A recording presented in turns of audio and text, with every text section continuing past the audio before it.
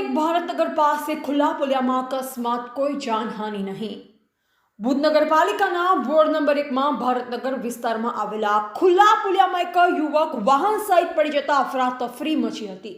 સદનસીબે આ ઘટનામાં કોઈ જાનહાનિ થઈ નથી, પરંતુ સ્થાનિકોમાં ભારે આક્રોશ જોવા મળ્યો છે. સ્થાનિકોના જણાવ્યા અનુસાર આ પુલિયા લાંબા સમયથી ખુલ્લી હાલતમાં છે અને અગાઉ પણ અનેકો વખત આવા અકસ્માતો સર્જાઈ ચૂક્યા છે. તેમ છતાં આજ દિન સુધી સ્થાયી ઉકેલ માટે કોઈ જ અસરકારક કાર્યવાહી કરવામાં આવી નથી. ચિંતાજનક વાત એ છે કે આ સ્થળ વોર્ડના કાઉન્સિલર તથા ભુજ નગરપાલિકાના વિરોધ પક્ષના નેતાના નિવાસ સ્થાનની નજીક આવેલ છે.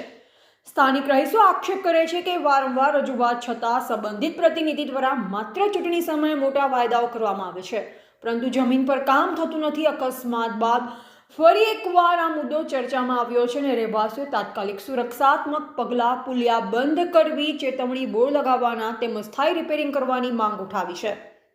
વોર્ડ નંબર 1ના નાગરિકોમાં હવે સ્પષ્ટ સંદેશ જોવા મળી રહ્યો છે કે વિસ્તાર સલામતી અને વિકાસ માટે પરિવર્તન ઈચ્છે છે.